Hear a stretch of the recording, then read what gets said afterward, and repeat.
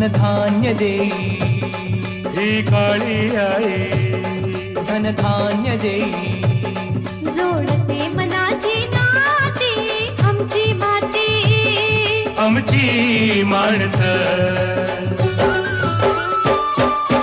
आमची माती आमची माणसं आमची माती आमची माणसं आमची माती आमची माणसं आमची माती आमची माणसं.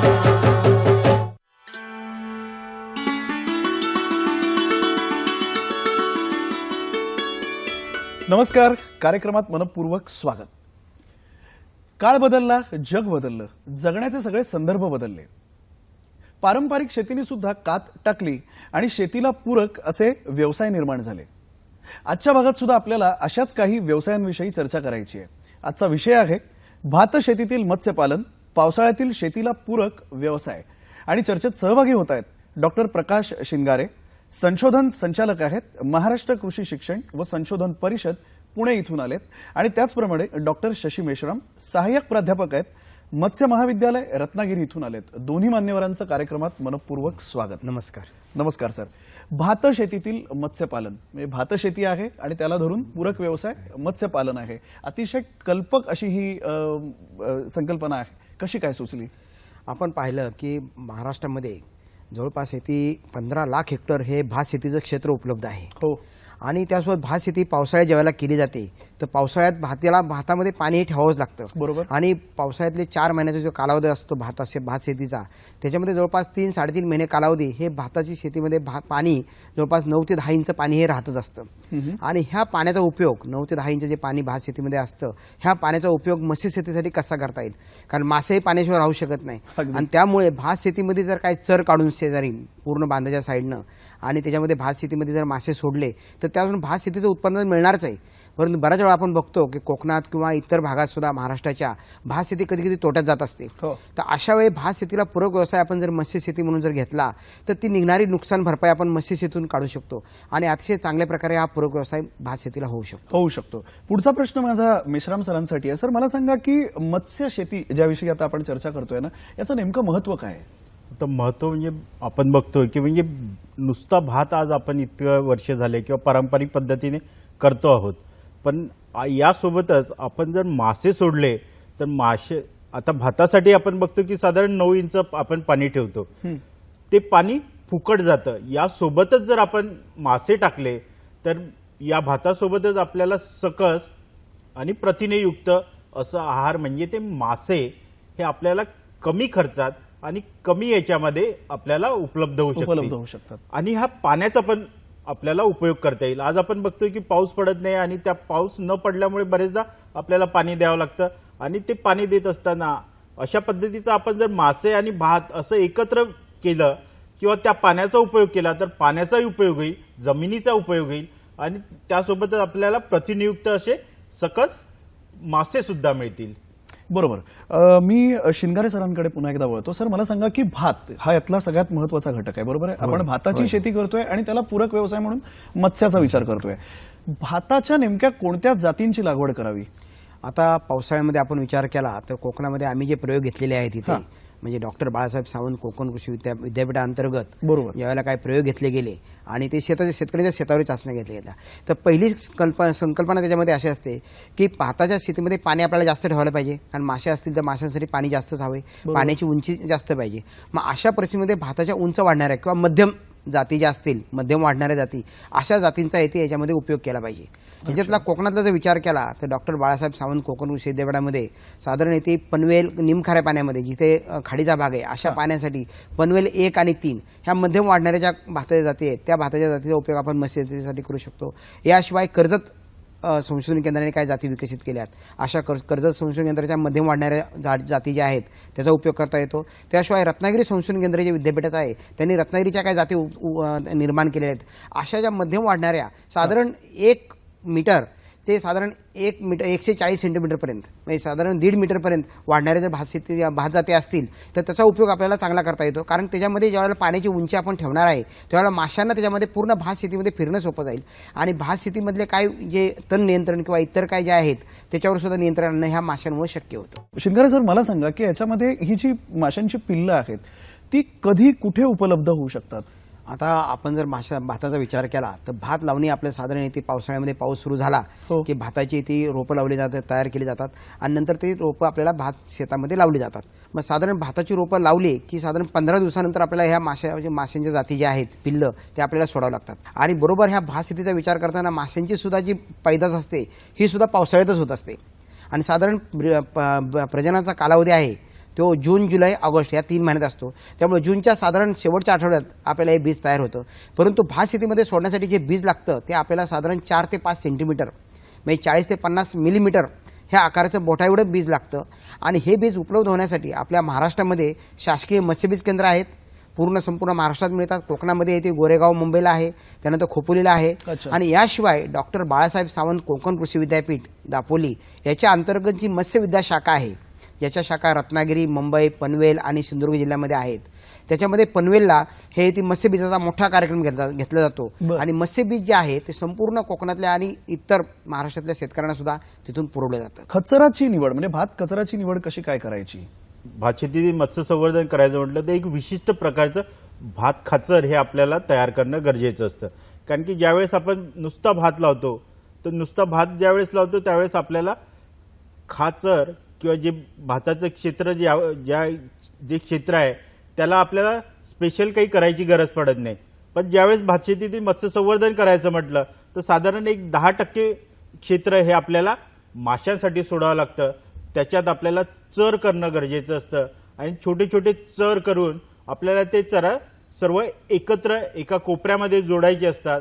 तशा पद्धतीचे चर करण्यासाठी आपल्याला एक साधारण म्हणजे काळी कसदार जमीन असणं गरजेचं आहे. त्याचप्रमाणे थोडा उताराचा भाग किंवा असा खोलगट भाग असेल की ज्याच्या पाणी व्यवस्थित साचून राहील की म्हणजे पाणी लगेच आटणार नाही. कारण की साधारण आपलं जे भाताला पाणी लागणार आहे ते 5 ते 9 इंच पाणी त्याच्यात असणं गरजेचं आहे. अशा पद्धतीची जर जमीन असेल आणि कुठल्याही म्हणजे पक्ष्यांपासनं किंवा इतर प्राण्यांपासनं त्या तेवढ्या क्षेत्राला त्रास होऊ नये की जेणेकरून म्हणजे आपल्या माशांना कुठल्याही पद्धतीचा त्रास नको आहे.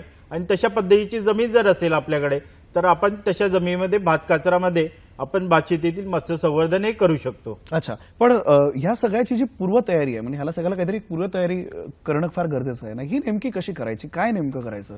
आपण माहिती आहे आपल्याला की भात शेती करायची असेल किंवा कुठली भाजीपाला शेती करायची असेल तर सुरुवातीला आपल्याला नांगरणी वगैरे करतो, त्याच्यानंतर आपण खतं टाकतो, त्याच्यामध्ये सेंद्रिय खताचा जास्त वापर केला जातो, शेणखत टाकलं जातं. बरोबर. बरेच शेतकरी काय करतात की पावसाळ्यामध्ये ती भात शेती केल्यानंतर सेंद्रिय खताचा उपयोग अगोदर करतात आणि भात लावताना पुन्हा मग पावसाळ्यामध्ये त्यामध्ये युरिया आणि सुपर फॉस्फेट टाकतात. परंतु हे टाकण्याऐवजी आता युरिया सुपर फॉस्फेट टाकला तरी चालतो. साधारण आता पूर्वतयारी करताना आपल्याला आता भात शेतीची सुरुवातीला शेणखत आहे हे साधारण येते 10,000 किलो प्रति हेक्टरी शेणखत टाकणं आवश्यक आहे मत्स्य शेतीसाठी. परंतु आपण जर भात शेती करत असतो, भात शेतीला जेवढं आवश्यक खत आहे त्या खतासोबतच त्याच्या खताच्या दुप्पट आपण जर खत टाकलं तर त्याचा उपयोग मत्स्य शेतीला होऊ शकतो. याशिवाय रासायनिक जे खतं आहेत सुपर फॉस्फेट 75 किलो प्रति हेक्टर आणि युरिया 25 किलो प्रति हेक्टरी हे आपल्याला त्याच्या पूर्वतयारीला करावं लागतं. हे प्रमाण बांधिले. परंतु जर सेंद्रिय शेती करायची असेल, आता जसे मेश्राम सर बोलले की सेंद्रिय शेतीला तर खरं पाहता आता खूप महत्त्व आहे आणि बरीचशी शेती भात शेती जी आहे पारंपरिक आपण करत होतो ती सेंद्रिय पद्धतीनेच करत होतो. त्यामुळे युरिया आणि सुपर फॉस्फेट न वापरता केवळ सेंद्रिय खत शेणखत वापरून सुद्धा आपण पूर्वतयारी करू शकतो. आणि हे केल्यानंतर सर्वसाधारण हे कुजलं की ह्या शेणखत कुजल्यानंतर जे जीवजंतू तयार होतात, जिवंत खाद्य जे माशांचं असतं ज्याला प्राणी प्लवंग म्हणतो आपण, हे या भात शेतीमध्ये तयार होत असतं. अशा प्रकारे आपल्याला ती पूर्वतयारी करावी लागते. सर, मला सांगा की मत्स्यबीजाची जी वाहतूक आहे ना ती कशी करायची किंवा त्या संदर्भामध्ये त्याची साठवणूक करताना काय काळजी घ्यायची? आता मत्स्यबीजाची वाहतूक म्हणजे सर्वसाधारण जे शेतकरी आहेत हे मत्स्यबीज जवळच्या कुठल्या तरी शासकीय मत्स्यबीज केंद्रावरून किंवा कृषी विद्यापीठाच्या संशोधन केंद्रावरून घेऊन जात असतात. आता हे वाहतूक करण्यासाठी जे बीज दिलं जातं हे संशोधन केंद्र किंवा शासकीय मत्स्यबीज केंद्र ह्या केंद्रावरून अतिशय शास्त्रीय पद्धतीने असं पॅकिंग केलं जातं. बरं. त्याच्यामध्ये प्लास्टिकची पिशवी किंवा पॉलिथिन बॅग असते. ह्या पॉलिथिन बॅगमध्ये पाणी भरलं जातं. साधारण 1/3 पाणी भरलं जातं आणि बाकी राहिलेला भाग असतो तो मेडिकल ऑक्सिजन ज्याला प्राणवायू म्हणतो हो. हा प्राणवायू त्याच्यामध्ये भरला जातो. आणि मासे किती अंतरावर आपण घेऊन जाणार आहे किंवा कुठल्या वेळेला घेऊन जाणार, दुपारची वेळ आहे, संध्याकाळची वेळ आहे आणि अंतर, ह्या सर्वांचा विचार करून त्याप्रमाणे त्याच्यामध्ये ऑक्सिजन भरला जातो आणि पॅकिंग केलं जातं. आणि हे पॅकिंग केल्यानंतर शेतकऱ्याला फक्त ते पिशवी घेऊन जायची असते. आता ही पिशवी नेल्यानंतर ज्यावेळेला शेतकरी त्या भात शेतात जातो त्यावेळेला काय होतं की आपण जी पिशवीमध्ये पाणी आणलेलं असतं त्याचं तापमान वेगळं असतं, बरोबर. भात शेतीमधलं तापमान वेगळं असतं. मग अशा वेळेला आपण डायरेक्ट जर पिशवी त्या पाण्यामध्ये जर ओतली तर पाण्याचं तापमान वेगळं असल्यामुळे माशांना शॉक बसू शकतो आणि माशांची पिल्लांची मृत्यू होऊ शकते. त्याच्यामुळं मासे सोडताना अतिशय काळजीपूर्वक सोडावं लागतात. त्यासाठी शेतातल्या पाण्याचं तापमान आपल्या पिशवीतील पाण्याचं तापमान हे एकरूप करण्यासाठी पिशवीचं तोंड उघडून भात शेतीतलं पाणी हळूहळू आपल्या पिशवीत घ्यायचं आणि नंतर ही पिशवी तिरपी करून भात शेतीतल्या पाण्यामध्ये मासे किंवा माशांची पिल्लं स्वतःहून त्या पाण्यात जातील अशा प्रकारे ती पिशवी तिरपी करून आपल्याला सोडावी लागते. अशा प्रकारे जर आपण वाहतूक आणि माशांची पिल्लं जर सोडली तर मृत्यू होण्याची अजिबात शक्यता नसते. बर मेश्राम सर, मला सांगा की पूर्वतयारी ही जी करतो ना आपण त्याच्यासाठी सेंद्रिय खत आहे, रासायनिक खत आहे, तर ती कशी द्यायची, त्याचं काही प्रमाण आहे का? होय, आता हे कुठलेही जसं आपण भातशेतीला काही रासायनिक किंवा सेंद्रिय खतं जे वापरतो ते म्हणजे काही प्रमाणात वापरतो किंवा त्यांचं एक प्रमाण ठरलेलं आहे. पण ज्यावेळेस आपण भातशेतीतील मत्स्य संवर्धनाचा विचार करतो त्यावेळेस साधारण आपल्याला दुप्पट खतं मात्र देणं गरजेचं आहे. यामध्ये साधारण कसं की ज्यावेळेस आपण भातशेतीला कुठलीही खतं वापरतो त्यावेळेस आपल्याला सेंद्रिय खतं म्हणजे जसं शेणखत हे साधारण तुम्हाला 500 किलो ते साधारण 1000 किलोपर्यंत शेणखताची मात्रा देणं गरजेचं आहे. त्याचप्रमाणे 75 किलो युरिया आणि 75 किलो सिंगल सुपर फॉस्फेट आणि 25 किलो युरिया हे देणं गरजेचं आहे. त्याचबरोबर जर म्हणजे आपल्याला शक्य असेल तर शेणखताऐवजी जर आपल्याला जी कोंबडीची विष्ठा म्हणतो आपण ती कोंबडीची विष्ठा टाकली तर या याच्यातनं अजून नत्राचं प्रमाण हे आणि त्याचप्रमाणे खताचं प्रमाण हे चांगल्या प्रकारे मिळू शकतं. जर आपल्याला शेणखत त्या प्रमाणात उपलब्ध असेल तर शेणखत वापरण्यास हरकत नाही. पण जर ते नसेल तर कोंबडीची विष्ठा मिळाली तर कोंबडीची विष्ठा टाकून आपण मत्स्य संवर्धनासाठी चांगल्या प्रकारे पूर्वतयारी करू शकतो. मेश्राम सर, मला सांगा की आता हे मत्स्य बीज आहे, हे मत्स्य बीज आपल्याला भात शेतात त्या सोडायचं आहे, ह्याचं काही प्रमाण आहे का? किती सोडायचं, कधी सोडायचं, कसं सोडायचं? नक्की कुठलीही गोष्ट आहे ती प्रमाणात केली पाहिजे. कारण की जसं आपण शास्त्रीय पद्धतीने जे म्हणतो तर मत्स्य बीजाची साठवणूक आपल्याला शास्त्रीय पद्धतीने करणं गरजेचं आहे. जर आपण ही साठवणूक व्यवस्थित केली नाही किंवा शास्त्रीय पद्धतीने केली नाही, त्यांची संख्या कमी जास्त केली, समजा जास्त संख्या ठेवली तर आपले मासे व्यवस्थित वाढणार नाही किंवा एखाद वेळेस ऑक्सिजनचा जो प्राणवायू पुरवठा म्हणतो आपण तो प्राणवायूचा पुरवठा जर कमी झाला तर मासे दगावण्याची शक्यता असते. त्यामुळे आपल्याला माशांची योग्य प्रकारे साठवणूक करणं गरजेचं असतं.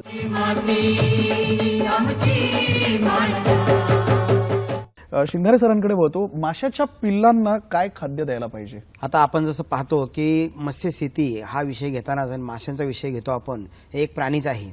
जसं आपण इथे आपले पशुसंवर्धनामध्ये आपण कोंबड्या असतील किंवा गाई म्हैसी असतील त्यांच्यासाठी आपण खाद्य देत असतो.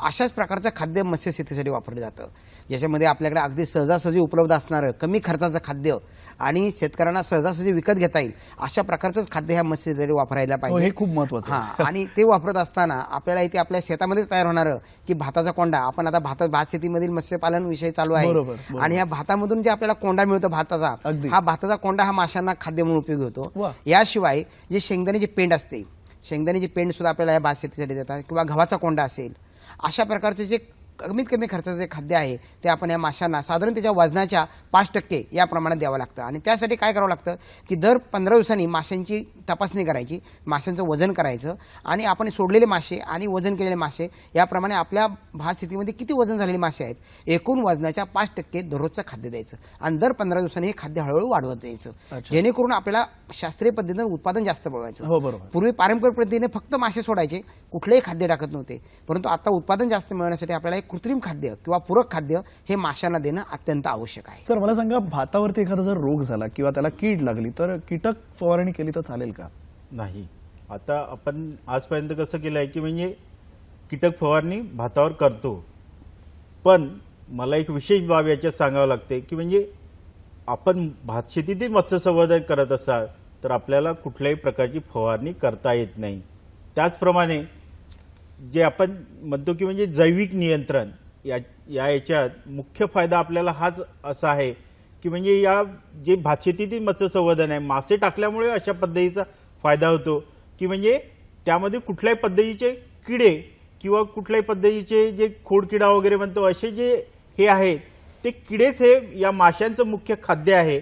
आणि या याच्यातल्या जो आपण गवत्या मासा म्हणतो आणि सायप्रिनस मासा म्हणतो त्या माशांचं मुख्य वैशिष्ट्य असं आहे की म्हणजे हे असे किडे खाऊनच जगतात. त्यामुळे अशा पद्धतीच्या संवर्धनामध्ये मुख्यतः कुठल्याही किड्यांचा किंवा रोगाचा प्रॉब्लेम येत नाही. त्याचप्रमाणे काही शेवाळ तयार होतं, शेवाळ हे मासे खात असतात. त्यामुळे अशा पद्धतीच्या कुठल्याही किड्यांचा किंवा कुठल्याही रोगाचा याच्यात प्रश्न येत नाही. आणि तो कुठल्याही रोगाचा प्रश्न न आल्यामुळे आपल्याला कुठल्याही कीटकनाशक वापरण्याची गरज पडत नाही. त्यातही समजा खोडकिडा आला आणि तशी गरज वाटलीच तर आपण जैविक पद्धतीने आपण याच्यावर नियंत्रण करू शकतो. हा, म्हणजे मी तिथेच येणार होतो. मी शिंगारे सरांकडे तोच प्रश्न मी घेऊन येणार होतो की तरी सुद्धा जर रोग असेल किंवा किडा जर असेल तर मग काय करायचं. आता तसा रोग असेल तर मग आता साधारण बघा ज्या वेळेला भातावर खोडकिडा पडतो, साधारण भातामध्ये जो रोग नेहमी येणारे जे कीड आहे ती खोडकीड आहे. आता खोडकिडा म्हणजे भाताचं जो खोड असतं भाताचं त्याच्यामध्येच ते कीड म्हणजे आळ्या तयार होत असतात. मग अशा वेळेस शेतकऱ्यांनी काय करायचं आपल्या की शेतकऱ्यांनी ते पाण्याची उंची वाढवायची जेणेकरून भाताचं खोड हे ते पाण्यामध्ये बुडेल. आणि ज्यावेळेला भातामध्ये पाण्यामध्ये बुडून ते खोड राहील त्यावेळेला मासे सहजपणे त्या संपूर्ण शेतामध्ये फिरत असतात. आणि फिरत असताना मासे त्यांचं अन्न शोधत असतात. आणि माशांची नजर अतिशय तीक्ष्ण असते. ते प्रत्येक बारीक अगदी छोटे छोटे कणजे आपल्या डोळ्याला न दिसणारे सुद्धा जंतू ते खात असतात. त्याच्यामुळे ते बरोबर त्या खोडामधले जे आळ्या असतात त्या आळ्यांचा पूर्णपणे नायनाट करतात. आणि हे आळे म्हणजे हे माशांचं अतिशय चांगलं खाद्य आहे. त्यामुळे पूर्णपणे खोडकिड्याचा नायनाट करण्याचं काम चांगल्या प्रकारे मासे करत असतात. निश्चितच. मेश्राम सर, मला सांगा की अशा पद्धतीचे जे मत्स्यपालन आपण करतो आहोत या भात शेतीला धरून याचे नेमके काय फायदे आहेत. आता याच्यामध्ये महत्वाचा फायदा आहे की म्हणजे आज आपण बघतो की जमिनी कमी होत आहेत, पाणी कमी होत आहेत, म्हणजे नैसर्गिक स्रोत कमी होत आहेत. आपल्याला ह्या नैसर्गिक स्रोतांचा योग्य प्रकारे वापर करणं गरजेचं आहे. त्यासाठी आपण भातशेतीतील मत्स्य संवर्धन केलं तर जमिनीचा उपयोग होईल, त्यासोबतच पाण्याचा उपयोग होईल, त्यासोबतच आपल्याला प्रथिनयुक्त मासे मिळतील. आणि अर्थातच आपण शेतकरी मित्रांनो कार्यक्रम आपल्याला कसा वाटला आम्हाला जरूर लिहून कळवा. त्यासाठी आमचा पत्ता लिहून घ्या. आमचा पत्ता आहे निर्माता आमची माती आमची माणसं, दूरदर्शन केंद्र, वरळी, मुंबई 400030. पुन्हा भेटूया पुढच्या भागात. तोपर्यंत नमस्कार.